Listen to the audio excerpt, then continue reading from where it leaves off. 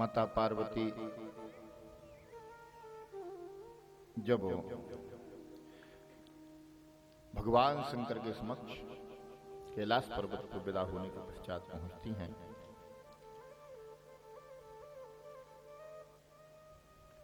तो जैसे ही वामांग में विराजित हुई हैं तो पूर्व जन्म की कथा स्मरण आ जाती है।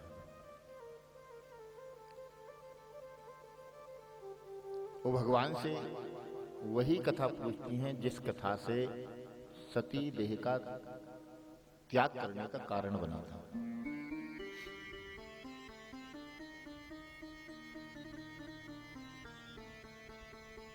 तो आज जैसे ही माता सती ने भगवान शंकर की कथा सुनने का आग्रह किया, मानो इस समाज को संकेत दे दिया कि धर्मपत्नी अगर हो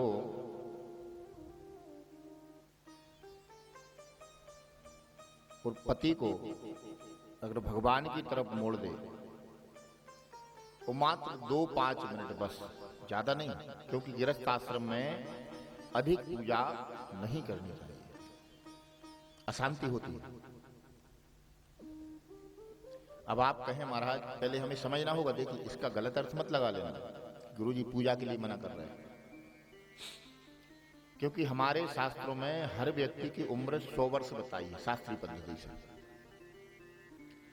उस शास्त्रीय पद्धति के माध्यम से प्रत्येक आश्रम को 25-25 वर्ष में डिवाइड किया है।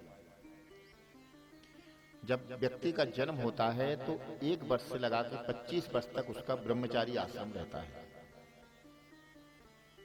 25 के बाद जब वो पाणिग्रह संस्कार करता है तो उसका गृहस्थाश्रम प्रारंभ हो जाता है। 50 तक जब वो व्यक्ति पहुंचता है तो उसका वानप्रस्थ आश्रम प्रारंभ होना चाहिए 75 वर्ष तक।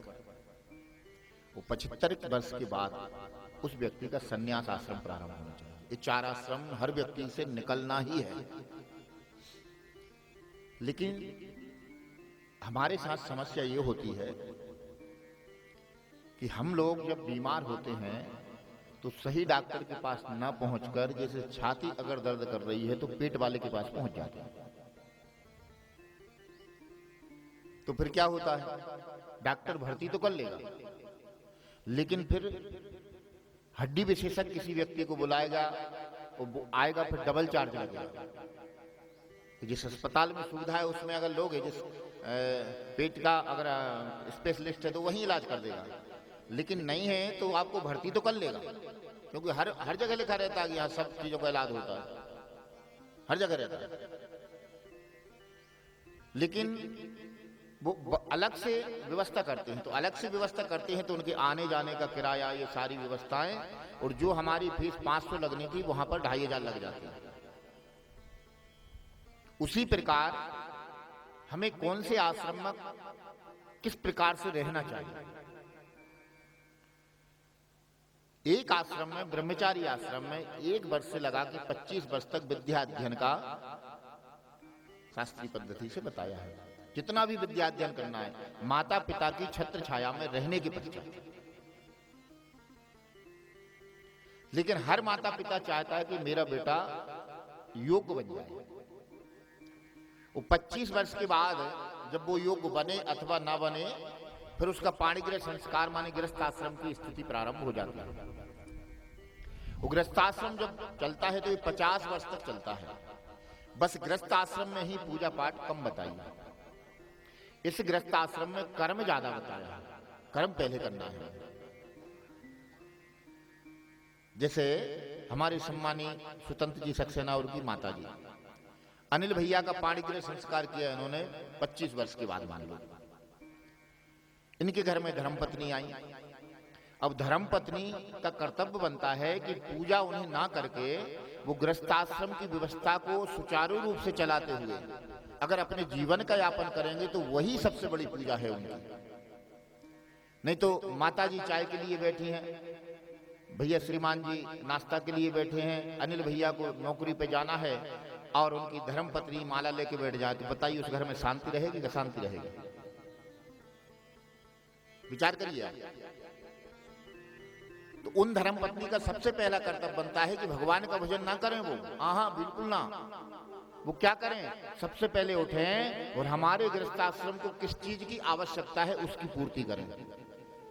अगर माता जी को चाय चाहिए तो उन्हें चाय दें, बच्चों को टिफिन बनाना टिफिन बनाएं, और अनिल भैया जो है उन्हें ड्यूटी पे जाना तो उनको नाश्ता इत्यादि भोजन का टिफिन तैयार करें। और झाड़ू पोछा करने के पश्चात ठीक 12 बजे अगर आपको लगता है कि समय बच रहा है तो उस समय में 2 मिनट 5 मिनट भगवान का भजन कर लें, तो वही फल प्राप्त होगा जो 24 घंटे जपते हैं, वही होगा। ये गृहस्थाश्रम है।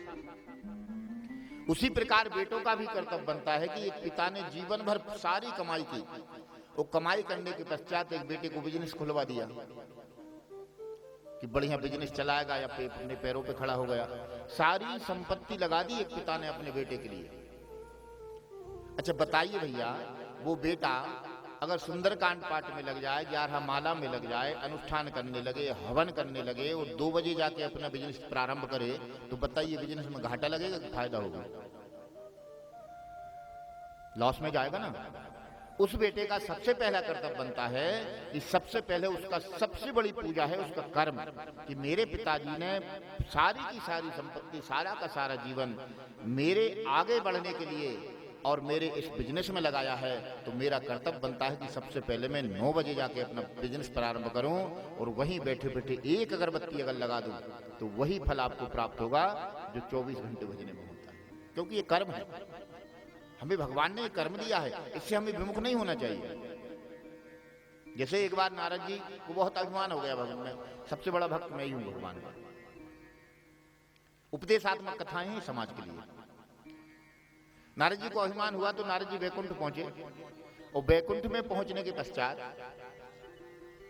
अब जिसको अहंकार अभिमान होता है तो वो चाहता है या तो कोई मेरी तारीफ करे, और तारीफ ना करे तो फिर वो खुद निकालता है अपनी बात ताकि मेरी तारीफ होने लगे कि हमने फिर ऐसा किया, फिर ऐसा किया, फिर ऐसा किया। तो बोले महाराज संसार में आपका भजन सब लोग करते हैं, लेकिन अभी तक ये समझ में नहीं आया कि सबसे ज्यादा भजन कौन करता है आपका। भगवान से कहा तो भगवान को लगा कि इन्हें अपने भजन का अहंकार हो गया। वो भगवान का सबसे प्रिय अगर भोजन कुछ है तो वो व्यक्ति का अभिमान और अहंकार है। ये काजू किशमिश नहीं लेते भगवान, ना गाजर का हलवा, ना मूंग का हलवा, नहीं। क्या लेते हैं? जिस व्यक्ति को अहंकार होता है, अभिमान होता है, सबसे पहले परमात्मा उसे खाते हैं व्यक्ति के। अब नारद जी को लगा अब तो ये मेरा ही नाम लेंगे और कोई तो है ही नहीं। तो भगवान ने भी सोचा, तो भगवान ने कहा कि मृत्यु लोक में एक मेरे अनिल जी सक्सेना है, वो सबसे बड़े भक्त हैं, बड़ी किराने की दुकान है उनकी। तो नारद जी को बहुत बुरा लगा कि हम 24 घंटे ताल मजीरा बजाते फिर रहे तीनों लोगों में, और भगवान ने हमारा कोई सम्मान ही नहीं किया। तो दौड़े दौड़े उस दुकान पर पहुंचे, तो वहां देखा तो वो व्यक्ति सबसे पहले प्रातः उठता था तो 6 बजे उसने दुकान खोली। दुकान खोलने के पश्चात नौकर को गाली बकने लगा, कम तोलने लगा, ये सारी प्रक्रिया उसके साथ चली और शाम तक चली। और दुकान बंद करके जाने लगा तो नौकरों को फिर उसने गाली रखी कि सुबह आज तुम लेट आए थे, कल ठीक समय पे आ जाने तो भगा दूंगा आपको। वो घर में जब पहुंचा तो वहां भी पत्नी के साथ ठीक से वार्तालाप नहीं। तो नारद जी दौड़े दौड़े पुनः वैकुंठ पहुंचे, बोले महाराज आपका नेटवर्क गलत फंस गया, वो बहुत पापी है, वो ठीक नहीं है, मैंने देखा वो तो भजन करता ही नहीं है। तो बोले नहीं, वही मेरा सबसे बड़ा भक्त है। तो बोले रात में करता होगा। तो नारद जी रात में 9 बजे से लेकर सुबह 6 बजे तक बैठे, उसने कोई भजन नहीं किया। नारद जी पुनः पहुंचे तो भगवान ने नारद जी को एक दिया दिया,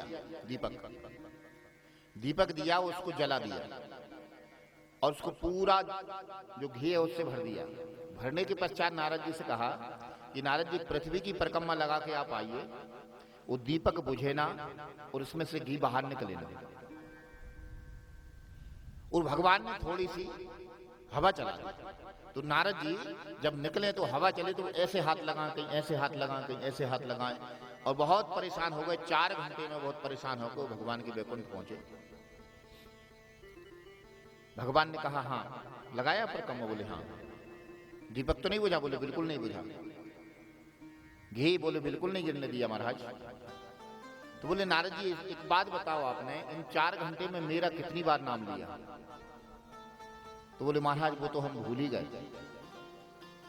बोले क्यों भूल गए? बोले दीपक संभालने में। तो बताइए, बोले आप ये दीपक संभालने में आपको तो कोई काम है ही नहीं, लेकिन मात्र दीपक की जवाबदारी आपको दी, इसमें भी आप मेरा नाम भूल गए। लेकिन जो बनिया बैठा है वो 24 घंटे मुझे भले ही गाली दो कि कैसी करे, लेकिन कर्म कर रहा, 10 लोगों का पेट भर रहा है। लेकिन जब घर पहुंचता है तो जब सोने लगता है तो कहता है हे परमात्मा ये सब तुम्हारे सुपुर्द है, मेरा कुछ नहीं है। वो प्रातः जब उठता है तो भी यही कहता है हे जगत के परमात्मा, बस जो आपने जवाबदारी सौंपी उसका मैं पालन कर रहा हूं, और इसमें जो भी त्रुटियां हो मुझे माफ करना। कहने का तात्पर्य है कि गृहस्थ आश्रम में बहुत जवाबदारियां होती हैं।